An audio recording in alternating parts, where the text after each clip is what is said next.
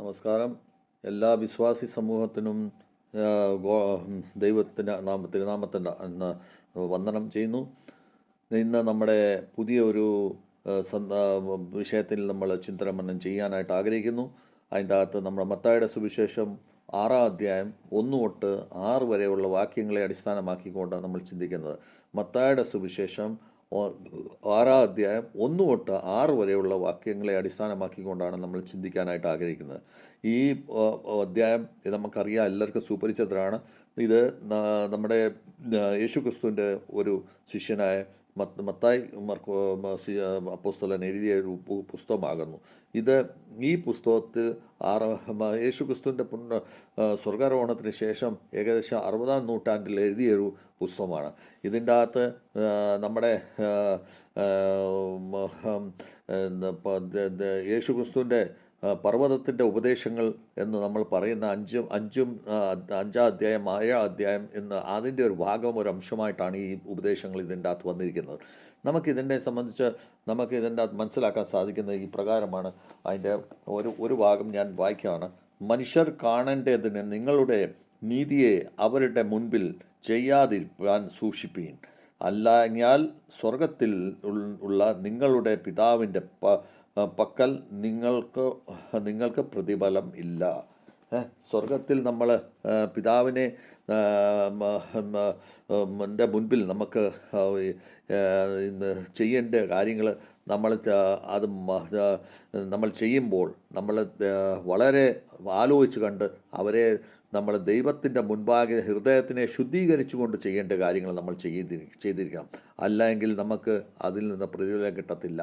അതായത് റൈച്ചസ്നെസ്സിന് നമ്മുടെ ഹൃദയത്തിൻ്റെ സത്യാവസ്ഥയ്ക്ക് അടിസ്ഥാനമായിട്ട് ചെയ്യണം. ഇന്ന് ഈ വചനം നമ്മുടെ മഹാനായ വലിയൊരു നൊയമ്പിൻ്റെ നമ്മുടെ 2-ാം ദിവസത്തിൽ, അതായത് ഗ്രേറ്റ് ലണ്ടിൻ്റെ 2nd ഡേയിൽ ഒരു ഉപദേശത്തോടു കൂടി അനുവദിച്ചാണ് നമ്മളിത് ചെയ്യുന്നത്. അപ്പോൾ ഇതിൻ്റെ അകത്ത് നമ്മൾ ചെയ്യാൻ ഉദ്ദേശിക്കുന്നത്, നമ്മൾ ദൈവത്തെ കാണിക്കാനായിട്ട് മാത്രം ചെയ്താൽ മതി, ദൈവത്തെ സന്തോഷിപ്പിക്കാൻ വേണ്ടി മാത്രം ചെയ്താൽ മതി.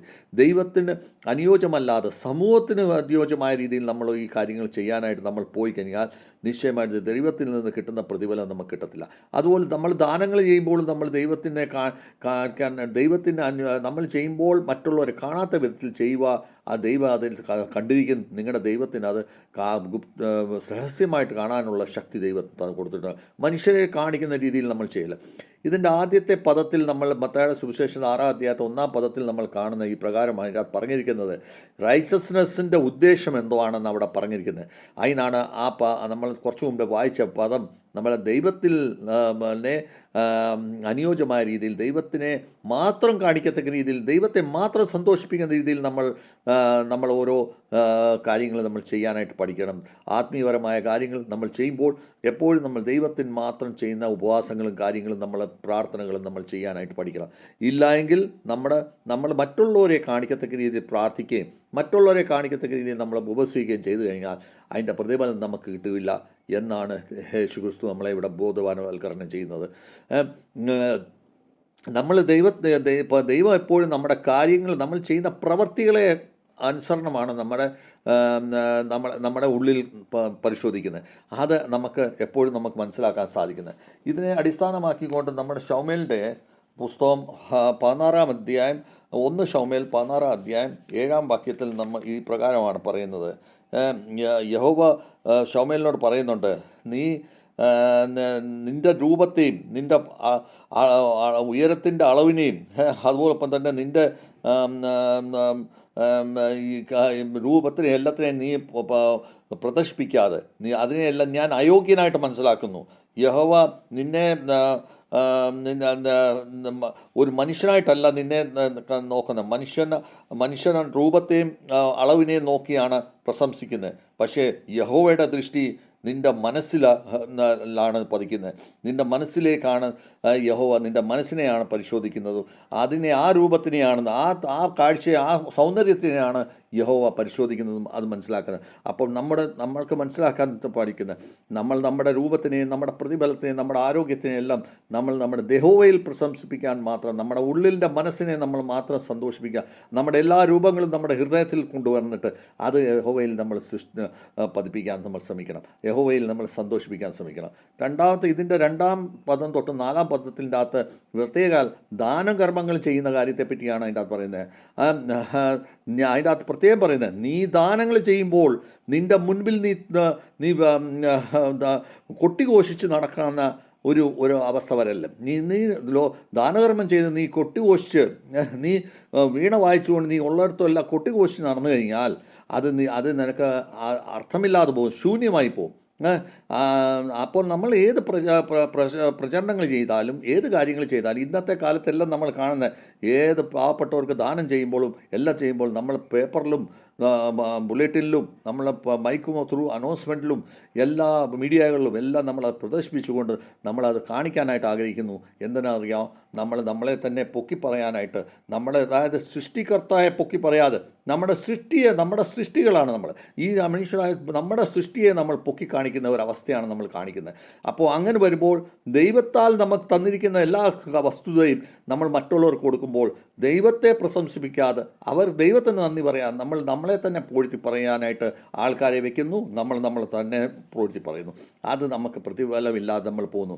ഇതിനെ സംബന്ധിച്ച് നമുക്ക് നീതിവചനത്തിൽ, അതായത് പ്രോവർബിൻ്റെ വചനത്തിൽ 19-ാം അധ്യായം 17-ാം വാക്യത്തിൽ ഈ പ്രകാരമാണ് പറയുന്നത്.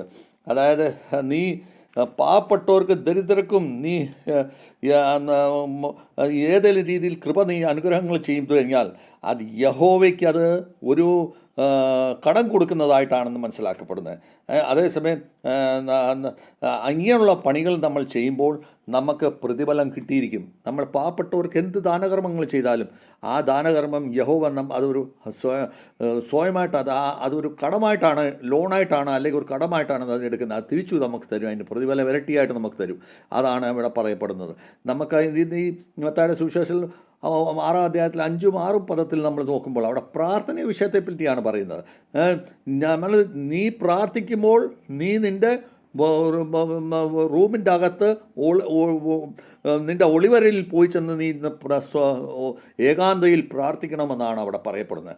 എന്താ വെച്ചാൽ പബ്ലിക്കലി പ്രാർത്ഥിക്കുന്നത് തെറ്റാണെന്നല്ല മീനിങ്, പക്ഷേ നിൻ്റെ ലോകരെ കാണിക്കുന്ന രീതിയിലുള്ള പ്രാർത്ഥനകൾക്ക് ഒരർത്ഥവുമില്ല. അങ്ങനെ പ്രാർത്ഥിച്ചുകൊണ്ട് പ്രയോജനവുമില്ല.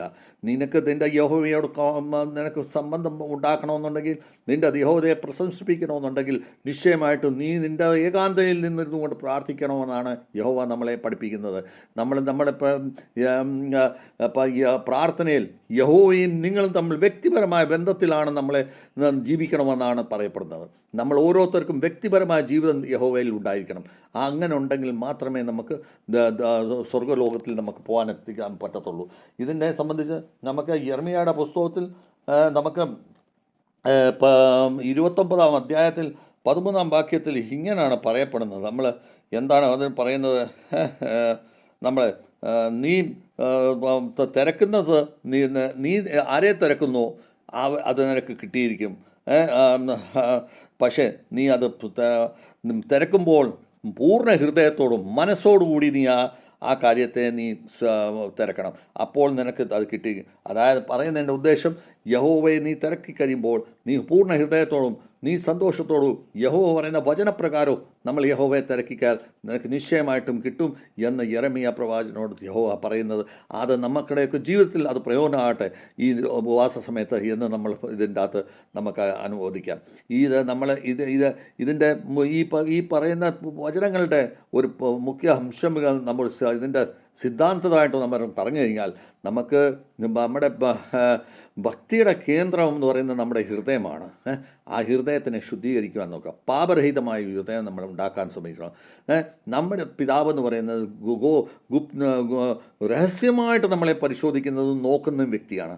അതുകൊണ്ട് നമ്മൾ എന്തെല്ലാം തെറ്റുകളും നല്ലതും ചെയ്യുന്നു അത് നമ്മളെ പരിശോധിക്കുന്നുണ്ട് യഹോവ.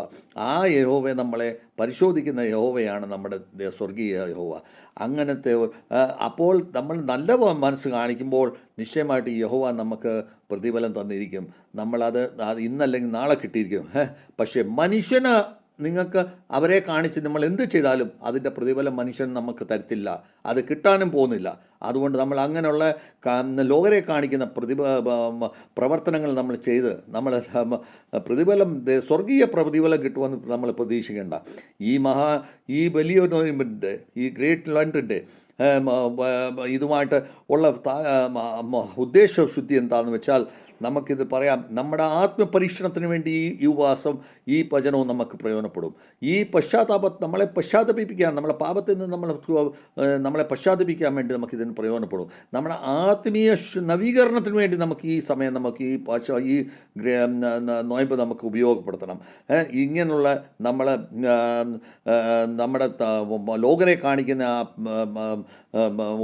പ്രാർത്ഥനയും ഉപവാസവും ദാനവും ത്തിനെയൊക്കെ വിട്ടിട്ട്, ആ റൈച്ചസ്നെസ്സിനെ വിട്ടിട്ട്, നമ്മൾ അങ്ങനെയുള്ള റൈച്ചസ്നെസ്സിനെ വിട്ടിട്ട് നമ്മൾ യഥാർത്ഥ ഹൃദയത്തിൽ ഭക്തിയോടും ശക്തിയോടും ഗോപനീയമായിട്ട് രീതിയിൽ നമ്മൾ ചെയ്യുന്ന യഹോവയെ പ്രശംസിപ്പിക്കുന്ന റൈച്ചസ്നെസ് നമ്മൾ കാണിക്കുമ്പോൾ നിശ്ചയമായിട്ടും യഹോവ നമ്മളെ തിരഞ്ഞെടുത്തിരിക്കും. നമ്മൾ ആ സമയത്ത് ഈ നോയമ്പ് നമുക്ക് പ്രയോജനകരമായി തീരും. ഈ വചനവും നമുക്ക് പ്രയോജനകരം. നമ്മുടെ വ്യക്തിപരമായ ജീവിതത്തിൽ നമുക്ക് എങ്ങനെ ഉപയോഗിക്കാൻ പറ്റുമെന്ന് നമുക്കൊന്ന് നോക്കിക്കഴിഞ്ഞാൽ, ആത്മപരീക്ഷണം നമുക്ക് ചെയ്തു കഴിഞ്ഞാൽ നമുക്ക് മനസ്സിലാകുന്നത് ഈ ഉപവാസം നമ്മൾ ചെയ്യുന്നതോറും അത് നമ്മുടെ ആത്മാവിനെ ശുദ്ധീകരിച്ചുകൊണ്ടിരിക്കും, പാപത്തിൽ നിന്ന് നമ്മളെ വിടുതലാക്കിക്കൊണ്ടിരിക്കും. നമ്മുടെ ജീവിതത്തിനെ ക്രമപ്പെടുത്തി നമ്മുടെ പ്രത്യേകമായ ജീവിതത്തിലേക്ക് ആക്കി തീർക്കും. നമ്മൾ പ്രാർത്ഥനയിൽ നമ്മൾ യഹോവയായിട്ട് വ്യക്തിപരമായ ബന്ധം പുലർത്തി കഴിയുമ്പോൾ ലോകരെ കാണിക്കുന്ന പ്രദർശനം നമ്മൾ കാണിക്കാൻ നമ്മുടെ വ്യക്തിപരമായ ജീവിതത്തിൽ നമ്മൾ ചെയ്യുമ്പോൾ നിശ്ചയമായിട്ടും അത് നമ്മുടെ ജീവിതത്തിന് പ്രയോജനകരമായിത്തീരും എന്ന് നമുക്കിത് മനസ്സിലാക്കാൻ സാധിക്കും. ഇതിനെ സംബന്ധിച്ച് നമുക്ക് എന്താ പറയുന്നത്, സങ്കീർത്തനം 139 അധ്യായം 23 24 വാക്യങ്ങൾ നമ്മൾ വായിക്കുമ്പോൾ നമുക്ക് ഈ പ്രകാരമാണ് കാണുന്നത്. യഹോവേ, എന്നെ നീ പരിശോധിക്കുക, എൻ്റെ വിഷമങ്ങളും പ്രയാസങ്ങളെ നീ മനസ്സിലാക്കണം. അവിടെ പ്രാർത്ഥനയാണ് ഇവിടെ നടക്കുന്നത്. നീ എന്നെ ശ്രദ്ധിക്കണം, എൻ്റെ തെറ്റായ വഴികൾ, തെറ്റായ നീക്കങ്ങളിൽ നിന്ന് എന്നെ വിടിപ്പിക്കണമേ. എന്താണെന്ന് വെച്ചാൽ നിൻ്റെ ഇറ്റർണൽ ലൈഫിലേക്കുള്ള തടസ്സം കൂടാതെ എന്നെ നീ മുൻപിൽ നിന്നുകൊണ്ട് എന്നെ നയിക്കണമേ എന്നാണ് അവിടെ ഈ വചനക്കാരൻ പ്രാർത്ഥിക്കുന്നത്. അപ്പോൾ ഈ പ്രാർത്ഥന നമ്മുടെ ജീവിതത്തിൽ ഈ സമയത്ത് ഉണ്ടാകേണ്ടത് വളരെ ആവശ്യമാണ്. എങ്കിൽ മാത്രമേ നമുക്ക് ഈ ഉപവാസ സമയം നമുക്ക് പ്രയോജനപ്പെടത്തുള്ളൂ എന്ന് നമുക്ക് പറയാം. അപ്പോൾ നമ്മൾ ഈ സങ്കീർത്തനക്കാരുടെ കൂട്ട് ദിവസവും നമ്മൾ എന്നെ തെറ്റായ വഴിയിൽ നിന്ന് നീക്കണമേ, എന്നെ നിൻ്റെ ഇറ്റർണൽ ലൈഫിലേക്ക്, സ്വർഗീയ ലൈഫിലേക്ക്, ആത്മീയ ലൈഫിലേക്ക് നീ എന്നെ നയിക്കാനായിട്ട് നീ എൻ്റെ മുൻപിൽ എപ്പോഴും കാണണമേ എന്നാണ് നമ്മൾ അപേക്ഷിച്ച് പ്രാർത്ഥിക്കുന്നത്. ഈ പ്രാർത്ഥന നമ്മളെപ്പോഴും നമ്മൾ മനസ്സിലാക്കേണ്ടിയിരിക്കുന്നു. നമുക്ക് ഗോപനീയമായിട്ട് നമുക്ക് യഹോവയുമായിട്ട് ഒരു ബന്ധം പുലർത്തണം, അല്ല അതിൻ്റെ വേണ്ടി നമ്മൾ സമ്പർക്കം പുലർത്തണമെന്നുണ്ടെങ്കിൽ നമുക്കൊരു നിശ്ചിത സമയം നമുക്ക് ഉണ്ടായിരിക്കണം പ്രാർത്ഥനയിൽ. ആ പ്രാർത്ഥനയിൽ യഹോവ നിങ്ങളുടെ നിശ്ചിത സമയത്ത് യഹോവ ആ സമയത്ത് നിങ്ങളെ കാണാനായിട്ട് നിങ്ങളുടെ പ്രാർത്ഥന കേൾക്കാനായിട്ട് വരും. അതുപോലെ നമ്മുടെ ഗോപനീയമായ ദാനങ്ങൾ നമ്മൾ ചെയ്യുമ്പോൾ നമ്മുടെ അഡ്വർടൈസ്മെൻറ്റ് നമ്മൾ ചെയ്യാതെ, മറ്റുള്ളവരോട് വിളംബരം ചെയ്യാതെ നമ്മൾ ചെയ്യുമ്പോൾ അത് യഹോവ നമ്മളെ അവിടെ കാണാനായിട്ട് വരും. ആ സമയത്ത് നമ്മുടെ ചെയ്യുന്ന പ്രവർത്തികൾക്കെല്ലാം നമുക്ക് അനുഗ്രഹവും പ്രതിഫലവും തന്നിരിക്കും. നമ്മുടെ ഹൃദയത്തിൻ്റെ ശുദ്ധീകരണത്തിന് വേണ്ടി നമ്മൾ പ്രാർത്ഥിക്കുമ്പോൾ ഉപവാസം നമ്മൾ കഴിക്കുന്ന ആഹാരത്തിനെ മാത്രം നമ്മൾ വെടിയുന്നതല്ല നമ്മുടെ ഉപവാസം. അത് നമ്മുടെ അതിൽ കൂടി നമ്മുടെ ഈ പറയുന്ന നമുക്ക് മനസ്സിലാക്കേണ്ടത് നമ്മുടെ പാപത്തിൽ നിന്ന് നമ്മൾ വെടിവിതലാക്കുന്നതാണ് നമ്മുടെ ഉപവാസം എന്ന് പറയുന്നത്. നമ്മൾക്ക് ആഹാരം വെടിതലാക്കിക്കൊണ്ട് ഒരർത്ഥവുമില്ല. ഈ പാപത്തിൽ നിന്ന് വെടിതലാക്കുമ്പോഴാണ് നമുക്ക് അതിൻ്റെ അർത്ഥം നമുക്ക് മനസ്സിലാക്കാൻ സാധിക്കുന്നത്. അപ്പോൾ അങ്ങനെയുള്ള ഒരു പാപത്തിൽ നിന്ന് ഉപവാസം എടുക്കുക എന്നാണ് നമുക്ക് ഈ ഉപവാസം നമ്മളെ പഠിപ്പിക്കുന്നത്. ഈ ഗ്രേറ്റ് നമ്മുടെ വലിയൊരു നോയമ്പ് നമ്മളെ പഠിപ്പിക്കുന്ന ആ വിധത്തിലാണ്. അപ്പോൾ അങ്ങനത്തെ രീതിയിൽ നമ്മളെ ക്രമീകരിക്കപ്പെടുവാനായിട്ട് നമുക്ക് സാധിക്കട്ടെ എന്ന് നമുക്ക് പ്രാർത്ഥിക്കാം. നമുക്ക് ഈ സമയത്ത് യെശയ്യായുടെ പുസ്തകം 58 അധ്യായം 6 വാക്യത്തിൽ നമ്മൾ ഇത് പരിശോധിക്കുമ്പോൾ അതിൻ്റെ അകത്ത് പറയാൻ കഴിയുന്നത്, നീ കാണിക്കുന്ന പ്രവാസങ്ങൾ കൊണ്ട് നിൻ്റെ ഉപവാസങ്ങൾ കൊണ്ട് ഞാൻ സന്തുഷ്ടരാകുന്നു.